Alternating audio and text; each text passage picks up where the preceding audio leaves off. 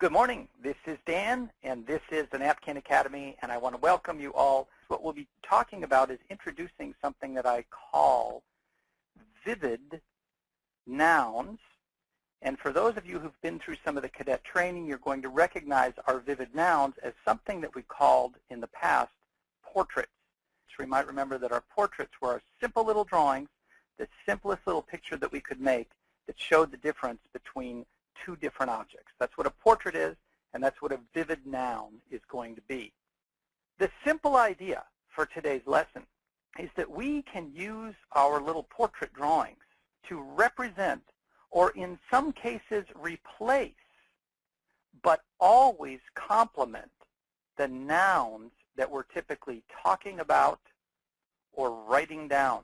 As we remember, we really are of two minds.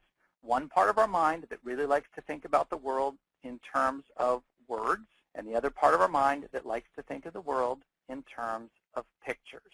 And we want to put the two of them together. You might remember that we represent our verbal mind with our fox, very clever and very linear, and of course our visual mind with our hummingbird, very flighty, very spatial. So these are our two characters. We remembered that last time our fox took us through the basics of verbal grammar. Our fox was able to describe that the way that we've learned to be verbal is by stringing together our ideas in a linear fashion, all of which contain a subject, that is the noun or the pronoun, the thing or the person that is taking the action, and then of course the predicate on the other side, which is the action that's being taken. And of course, there are lots of variations on that, but that's the essential theme. And what we recognized was that grammar was wonderful for when we wanted to write something out, but not so effective when we wanted to see something. So we developed vivid grammar as the toolkit that we would use to be able to apply visuals onto the words. You might remember that last time in our lesson I asked you to draw along with me as we created something that we call the vivid grammar graph. This is our little cheat sheet that reminds us as we're trying to break down things that we hear, stories that we read, or business ideas that are conveyed to us by words, how would we break them down and begin to create them in pictures? And you might remember that we said who and what, which were our portraits, are going to replace our nouns. Our charts are going to replace our adjectives. Our maps are going to replace our prepositions. Our timelines are going to replace tense. Flow charts are going to replace complex verbs. And multivariable plots are going to replace entire phrases. So these are going to be our visual representation of our verbal ideas. All right? And we were able to put that together then and create the entire fully detailed vivid grammar graph. Again, broken up into those quadrants, each of which we realized was interrelated, and the starting point for all of our pictures are going to be our portraits, our nouns represented by our simple pictures of things. So for today, this is what we're going to focus on.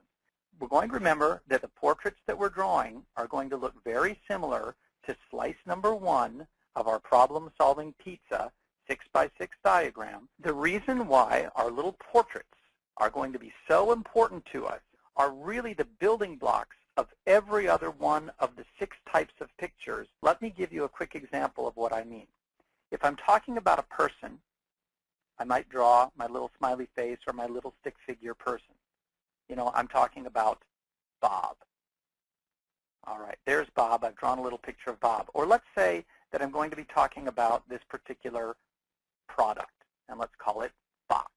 Well, I could write it down, or I could draw the picture, or I could be talking about this other concept, this other thing over here, which we're going to call boat. Now, I've got my verbal description and my visual description of each one. We're going to use these in every picture that we draw. If we want to start to represent how much, we know that we're going to draw our charts.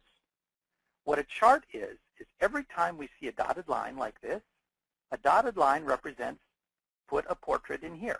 So for example, when we make a chart, what we're actually going to be doing is showing the measurement of some kind of object.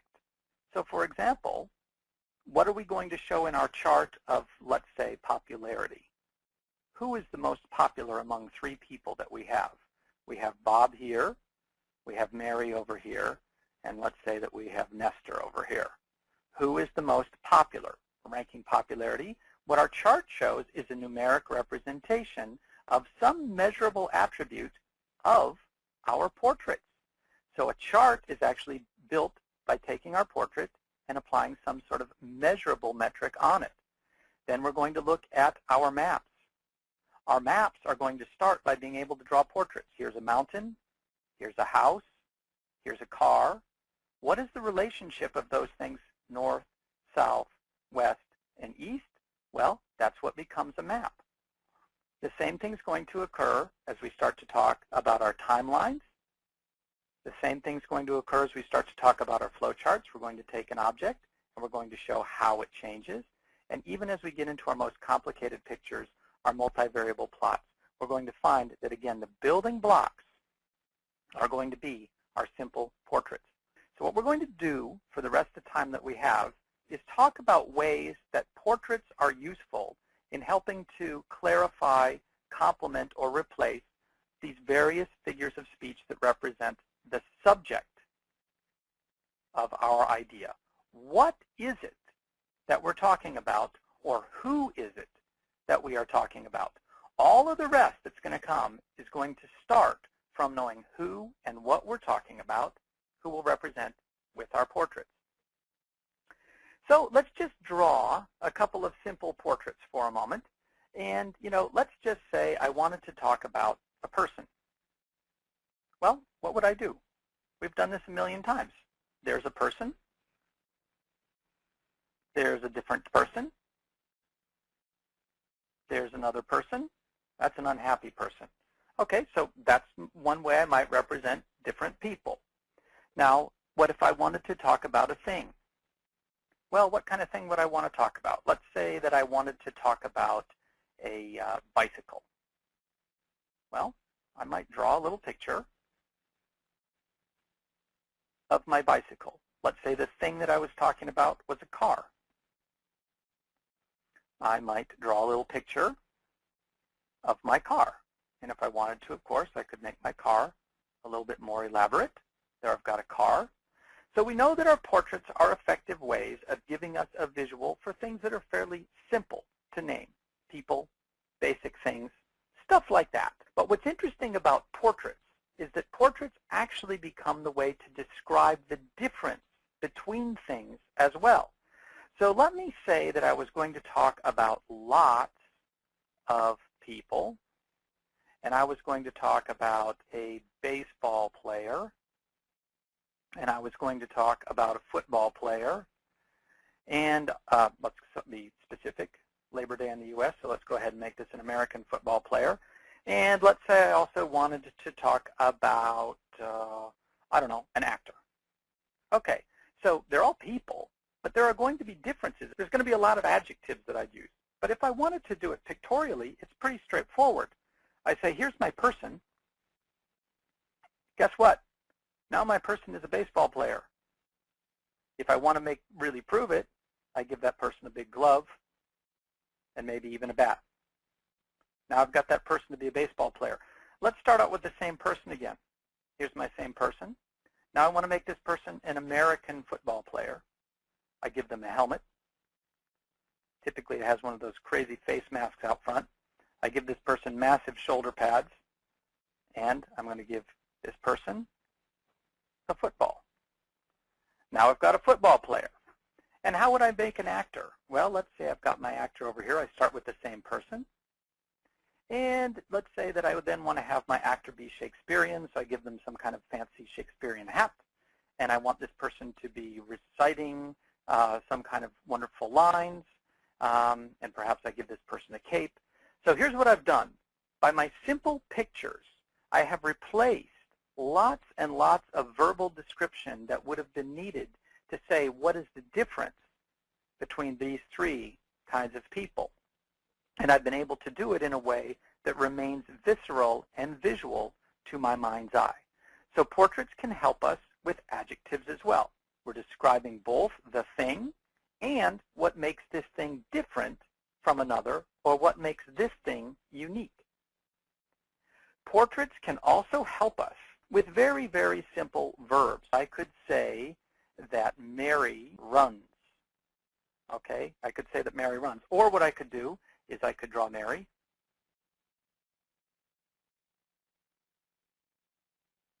Running. Okay, that's one thing that I could do. I could also say that Tom eats. Or what I could do is I could just draw a picture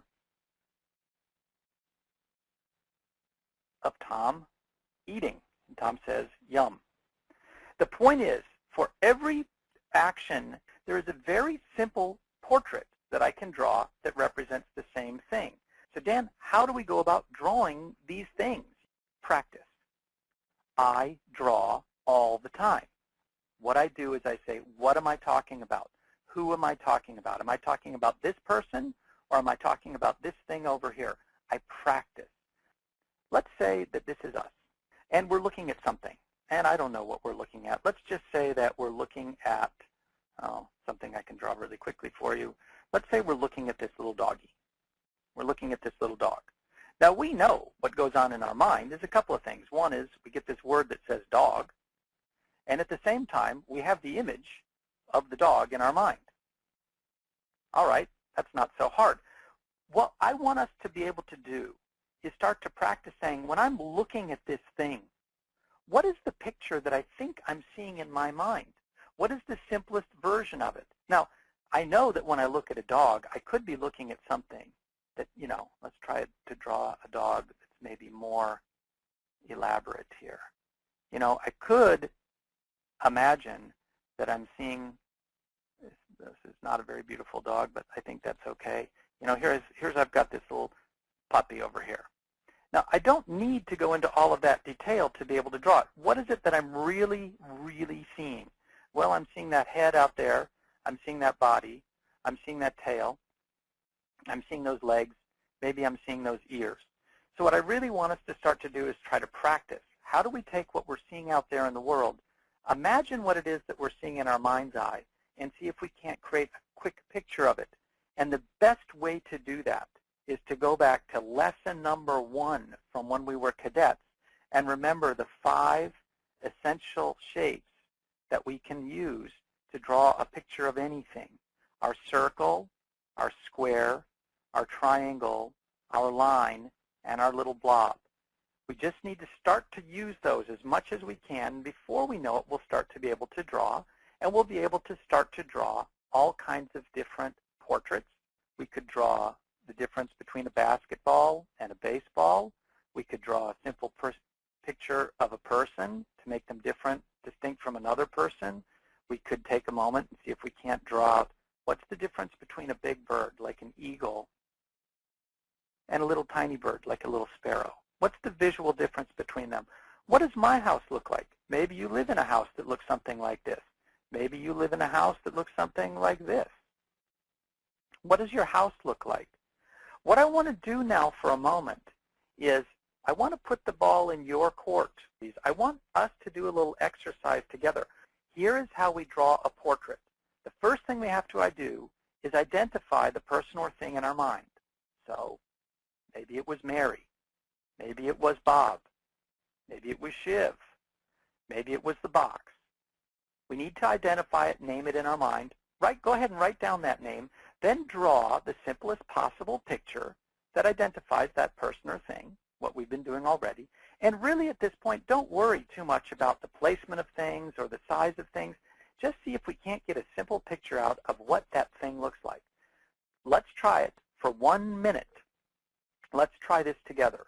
Here's what I want you to do. On your piece of paper, for 1 minute, and I'll be timing, I want you to draw a picture either of your boss, if you have a boss, your favorite client, if perhaps you're the boss, or if you're not feeling like doing business today, draw a picture of Little Red Riding Hood. I want you to take 1 minute, starting now. Draw a little portrait of one of those 3 things. And I'm going to do the same.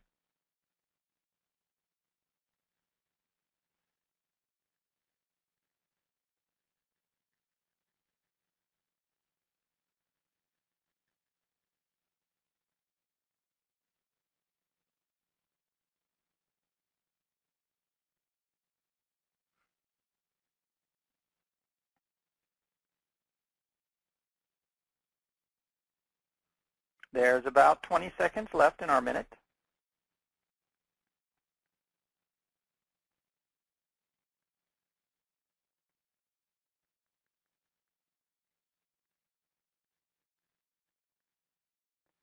And there's a minute up. I hope you've had a chance to draw your picture. I've drawn my little portrait.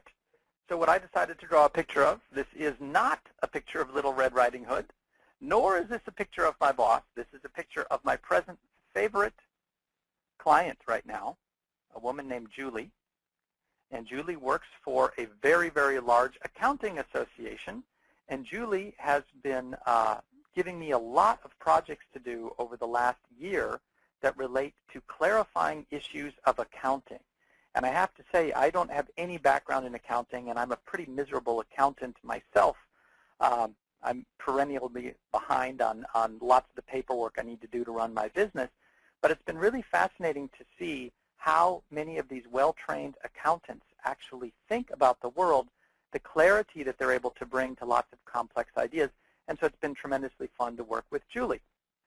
So what I want to do is I want to take you through 3 examples that put this into practice.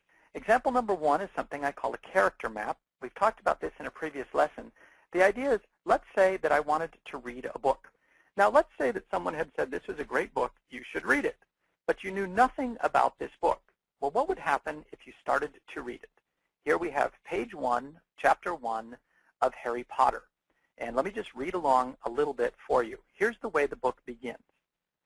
Mr. and Mrs. Dursley of number 4 Privet Drive were proud to say that they were perfectly normal. Thank you very much.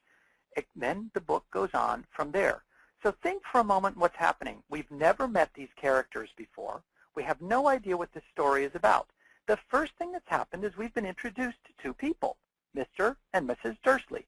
What a character map does is it's a forcing mechanism that gets us to start to be clear about a story by obligating us to create a visual model of who are the characters as we meet them. So right away, we've got 2 people, Mr. and Mrs. Dursley, Mr. D, and Mrs. D. Now let's continue. We don't know anything about them except there's 2 of them. Well, it goes on. Mr. Dursley is director of a farm. He's a big, beefy man with hardly any neck. So he's a big guy. He's a big guy with no neck. And she, it says here, Mrs. Dursley is thin and blonde. Oh, so she's thin and blonde, and Mr. Dursley is large with no neck. Okay, well now I've got the beginning of a little character map. Here's him, and here she is. Now let's continue. The Dursleys had everything they wanted, but they also had a secret, and their greatest fear was that someone would discover it. Oh, so now we've introduced a kind of a what? A secret. There's something about these characters that's intriguing. They couldn't bear it if anyone had found out about the Potters. Wait a minute. Who were the Potters? I haven't met them yet. Oh, but it's going to tell us. Mrs. Potter was Mrs. Dursley's sister. Oh, so skinny Mrs. Dursley has a sister. And that sister's name is Mrs. Potter. And what's going to happen is so on. We're going to introduce a string of characters as we meet. What our character map does is every time we meet one of these characters, very rapidly, we nail down a quick little picture of them, and as we go, we start to build out a map of who are all of these people that we can then carry with us as we read through the book. So if at some point we're introduced to a new character who might be named Harry, we're beginning to know who he is and what his relationship is with everyone else. So this is what a character map does. It's a way for us to be able to take apart a complex idea and identify only who are the people that make it up, which is our first building block of understanding the story. Now, this is not new. I mean, this idea of creating portraits to understand who people are and how they're related to each other is exactly what has been created every time we make a family tree. So here's a family tree from the year of 1901 of Queen Victoria and her entire family. And this is quite a family tree. Here's Queen Victoria down here, and here are all the relatives going up the tree. Let's zoom in just for a moment and see if we can't identify who some of these people are. Well, I recognize this face. Then we've got some kind of Prussian leader over here, and then we've got more people over here. The point is, instead of just saying there was a queen and there were lots and lots of other people related, isn't it powerful to be able to see the portraits of those people and actually see how they're related. Why would this be useful for us in business? Because very often when we're facing a complex business challenge, one of the first things that we run into is the fabled org chart. This happens to be an organizational chart of the United States government. And up at the top is the Constitution, and then it's broken down into the legislative branch, the executive branch, the judicial branch. Each one of those branches breaks down into further branches, etc. It's Labor Day, so let's look here. This one is the Department of Labor. All we know is that the Department of Labor is another box that looks exactly like every other box. What do we know about these boxes? Let's make them more like portraits. So the legislative branch, these are all of our senators and congresspeople. Well, they make the laws, don't they? There's lots of them, and they're talking very loudly, and they're arguing all the time, and they're making the laws. Then we have the executive. What's that? Well, oh, that's the president. His job, of course, is to execute on those laws. He's looking over here at these laws and saying, do I agree with those laws or do I not agree with those laws? And then here's the judicial branch. Well, what's that? Well, these, of course, are the judges, men and women who are sitting over there watching and saying, well, are the laws that they actually passed legal from the perspective of the Constitution, or are the actions of the president legal from the perspective of the Constitution? And if they are, what can we do? And if they're not, what can we do about that? And so on. What happens is as we move away from a verbally described, fairly dry image into our set of portraits, again, it forces us to think through what are the relationships and what do they actually mean. I want to give you one more example where we pull all of these portraits together to tell a business story. I have a client who is the marketing director for a very, very large organization. What Tony is trying to do is get his large organization to think about itself a little bit less as a product company and get it to think about itself more as a service company. Well, Tony and I got on the phone, and Tony said to me, so that I can convey it, here's me, I can convey this idea that I have out to all of my team so that they can help me convey it out to all of our clients, all of our partners, and we're going to convey it together up to our executives. Does this make sense?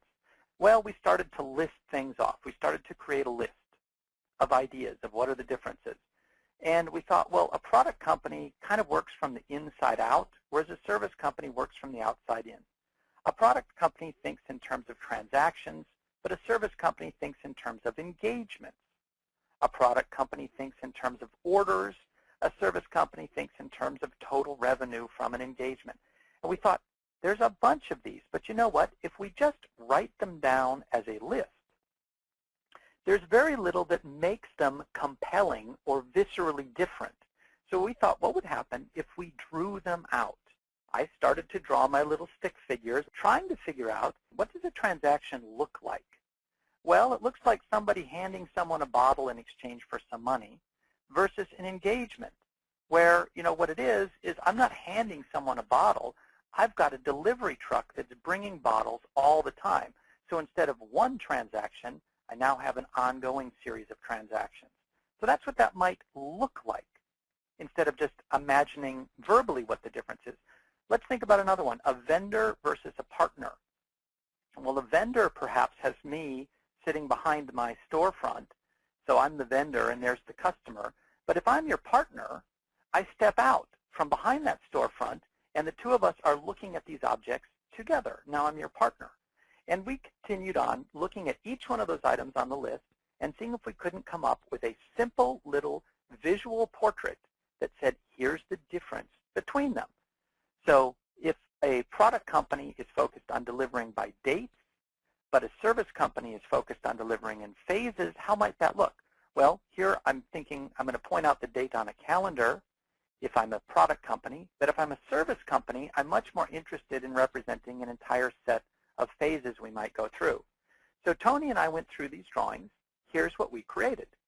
Thinking like a solutions company. Who we are today, we make a product. Who could we be? We could make a company that makes products across an entire life cycle for our clients. Thinking like a product versus thinking like a solution. We identified 10 differentiators. Here's the verbal description of them. A little bit boring. Let's go ahead and look at the visual description of them. Difference number 1, inside out, outside in. A product company sits inside its walls and looks out, says, hey, what's going on and what can we do about it? A solutions company sits outside its own company, is interacting with its customers all the time, and says, what is it, how is it that others see us, and what could we be doing to be more effective for them? So, for example, an inside-out company might have been Procter & Gamble prior to the year 2000. Procter & Gamble made cleaning products according to internal engineering specifications and some market research, no question about it. And let's make this particular product. But what would happen if that shifted its perspective to become outside in? So starting in the year 2000, the new CEO, A.G. Lafley, developed the Connect and Develop program to put customer insight at the core of all product development. So what that really meant is that all of a sudden, instead of sitting inside the box, Procter & Gamble people went out into the homes, into the industries and the businesses of customers, and lived with them and worked with them and saw how these people actually interacted with products and challenges throughout the day. And under this new customer as boss model, P&G more than doubled sales in that 10-year period and increased its portfolio of billion-dollar brands from 10 to 24. An unheard of period of growth for that company, largely due to the fact that it shifted its mindset, how it thinks about itself. Let's go on. A product company thinks in terms of, here's that picture I drew earlier. Remember the little stick figure picture? Here's how it looked when I polished it up. Doesn't look a whole lot different. A single transaction versus a full engagement. That's interesting. Let's give an example. Well, if I sold you a bottle of Coca-Cola, my typical transaction value might be $1.29, and I don't know if you're going to come back. But if I become Alhambra Water, which is a water company that delivers bottled water to clients, the monthly revenue can kick up to $250 per customer, and I know that you're going to be coming back.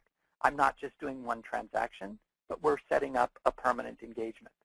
I'm going to go through the rest of these really quickly because I thought that the creation of the visual of these simple portraits was really, really powerful in bringing these ideas, these distinctions to life. Number 3, a product company thinks about orders. I'm going to deliver this to you once, and here's what it costs. But a service company thinks about the total engagement revenue from the beginning of a process all the way through to the end. I'm not just going to sell you one product. I'm going to figure out a way to sell you that product and then continue to sell pieces or services of that product for the life of it. So for example, a order-based company, Rolls-Royce, used to create and sell aircraft engines, huge, huge billion-dollar products. And the company collected sales and parts revenue. So the company built aircraft engines and sold them. Then the company, in 2002, completely shifted its mindset and said, yes, we build engines, but there's a better way to make money. What we did is Rolls-Royce then began leasing the engines and charging the engines, the companies, the airlines, based on the number of cycles that the engines had had. So instead of saying, I'm going to sell you this object, and now I'm going to rent you the object, I'm going to lease you the object based on the number of times that it turns over. And in the end, what Rolls-Royce was able to do was increase revenue by 7 times for essentially creating the same product. That's the difference between product and service. And let's go on quickly with a few more of these, just because I'd like to show you the pictures, how powerful they are. The difference, again, between a vendor, I sell you something, and a partner. We look at what's on the shelf together. The difference between me talking about the features and functions. Oh, look, here's my application, and it does all of these wonderful things just for you, as opposed to my putting my product down and listening to you as you, the customer, talk about what you actually do. So from my talking at you, I'm now listening to you. The difference between a product company thinks in terms of dates. Oh, here's when we'll deliver. A services company thinks in terms of total phases of development. I'm interested, of course, when the deadline is, but I'm much more interested in what happens after the deadline. How do I continue to work with you? A product company thinks about, what should we build? One person says, oh, these are the things that we have. These are the tools and capabilities we have. Let's build something that takes advantage of them.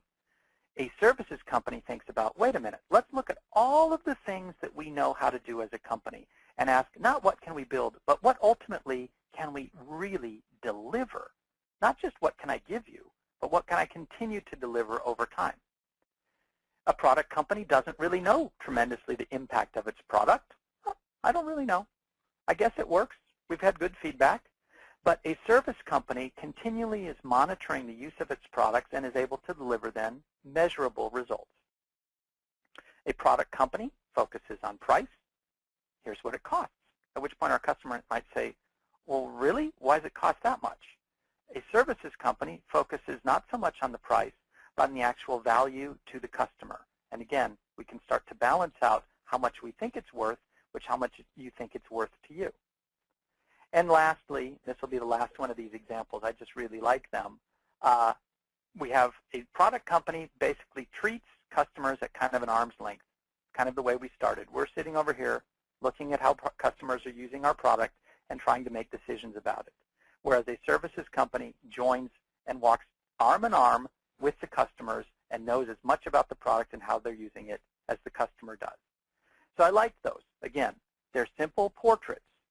Now I can tell you that this presentation that I've just shown you, 10 slides long, has had incredible impact at this client customer. Tony's also been able to set up an entire initiative and has really opened up the thinking among all of the executives to say, this is something we can think about and perhaps even try. And if we do, it could completely change the way this business operates.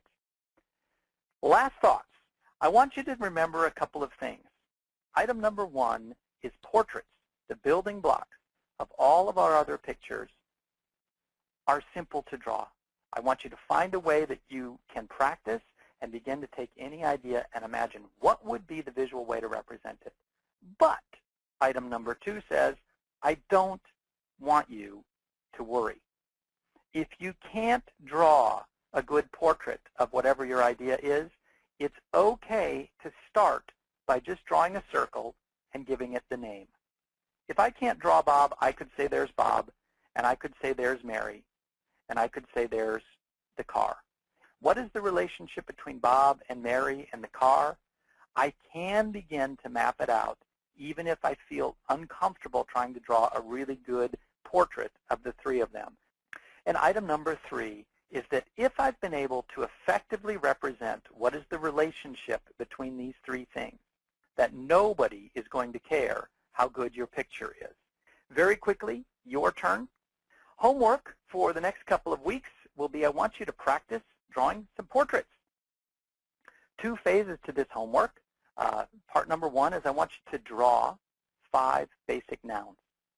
I would like you to pick 2 people you admire, write down their names, and then draw a little portrait of each. Then I want you to pick 3 objects from your home or office. Could be anything. Telephone, stapler, I don't know, bottle of water, your mouse, your computer, whatever it is, and draw them. And then the bigger one, which is more fun. We're going to practice what we'll do in business with something that's fun. I want you to pick your favorite book, and I really want you to pick a fiction book. I want you to pick a story book, an adventure, a drama, a fantasy book. I want you to pick something fictional, and I want you to read it again from the first opening page. And this time, each time a new character is introduced, for the first 5 characters, I want you to draw a portrait of that little character and then start to build a map of the interaction of those 5 characters. You only have to do the first 5. You know, if you're going to read Dune or something like that, you don't have to do all 975 characters. Just go ahead and work up 5 of them. Student work from the last couple of weeks. First off, I have a picture.